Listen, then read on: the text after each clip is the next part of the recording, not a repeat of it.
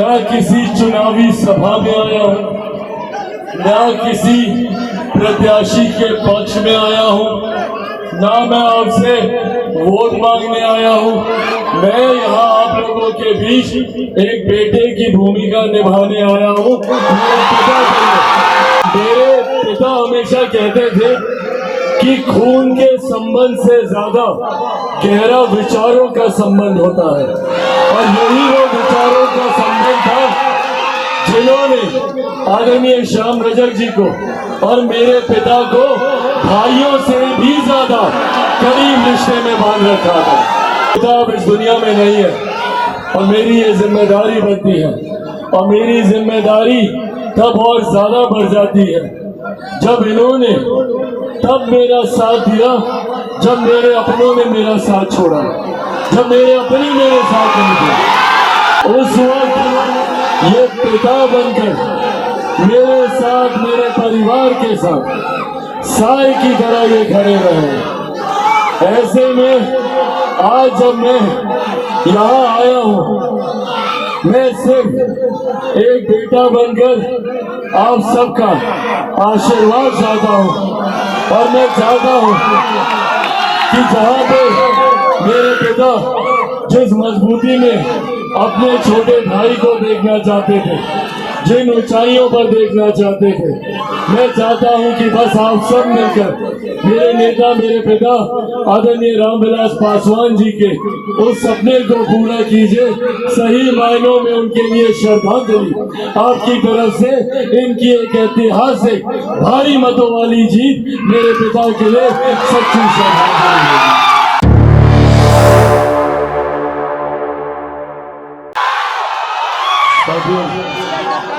आज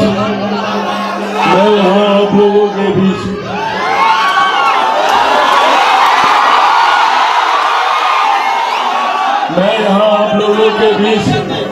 आज ना किसी चुनावी सभा में आया हूँ, ना किसी प्रत्याशी के पक्ष में आया हूँ, ना मैं आपसे वोट मांगने आया हूँ। मैं यहाँ आप लोगों के बीच एक बेटे की भूमिका निभाने आया हूँ। मैं सिर्फ एक बेटा बनकर यहाँ पर आया हूँ। हर वो व्यक्ति और जितने बुजुर्ग यहाँ पर मौजूद हैं वो इस बात को जानते होंगे कि आदरणीय श्याम रजक जी के, मेरे नेता, मेरे पिता आदरणीय रामविलास पासवान जी के साथ कैसे संबंध थे। मेरे पिता हमेशा कहते थे कि खून के संबंध से ज्यादा गहरा विचारों का संबंध होता है, और यही वो विचारों का संबंध था जिन्होंने आदरणीय श्याम रजक जी को और मेरे पिता को भाइयों से भी ज्यादा करीब रिश्ते में बांध रखा था। आज मैं जानता हूं कि अगर मेरे पिता जीवित होते तो वो सारे कार्यक्रम छोड़ के सबसे पहले यहाँ पर आते, अपने भाई को प्रचार करके जाते, उनके लिए आशीर्वाद मांगते। पर क्योंकि मेरे पिता अब इस दुनिया में नहीं है और मेरी ये जिम्मेदारी बनती है, और मेरी जिम्मेदारी तब और ज्यादा बढ़ जाती है जब इन्होंने तब मेरा साथ दिया जब मेरे अपनों ने मेरा साथ छोड़ा, जब मेरे अपने मेरे साथ नहीं थे। उस वक्त ये पिता बनकर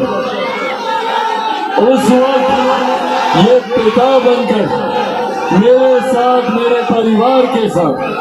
साए की तरह ये खड़े रहे। ऐसे में आज जब मैं यहाँ आया हूँ, मैं सिर्फ एक बेटा बनकर आप सबका आशीर्वाद चाहता हूँ, और मैं चाहता हूँ कि जहाँ पे मेरे पिता जिस मजबूती में अपने छोटे भाई को देखना चाहते थे, जिन ऊंचाइयों पर देखना चाहते थे, मैं चाहता हूं कि बस आप सब मिलकर मेरे नेता, मेरे पिता आदरणीय रामविलास पासवान जी के उस सपने को पूरा कीजिए। सही मायनों में उनके लिए श्रद्धांजलि आपकी तरफ से इनकी एक ऐतिहासिक भारी मतों वाली जीत मेरे पिता के लिए सच्ची श्रद्धांजलि। हाल फिलहाल में हम लोगों का परिवार एक और दुखद घटना से भी गुजरा है, जहाँ एक तरफ मैंने अपनी चाची को खोया है, उसके बावजूद जिस हिम्मत और हौसले के साथ ये मैदान में उतरे हैं, आपके लिए उतरे हैं, ये अपने में दर्शाता है कि अपने व्यक्तिगत गमों को भूलकर इनकी प्राथमिकता आप है। इन्होंने अपने आंसू पी लिए, अपने चेहरे पर मुस्कुराहट ले आए, ताकि कल को आपके चेहरे पर मुस्कुराहट दे सके, आपके बच्चों का भविष्य सजा सके। इसीलिए बस ये आग्रह करने आया हूँ, और खास तौर पर ये जिम्मेदारी आप सबकी तब और ज्यादा बन जाती है जब ये हम सब जानते हैं कि एक बार फिर से 14 नवंबर के बाद बिहार में एनडीए की सरकार बनने जा रही है। इसमें कोई संदेह नहीं।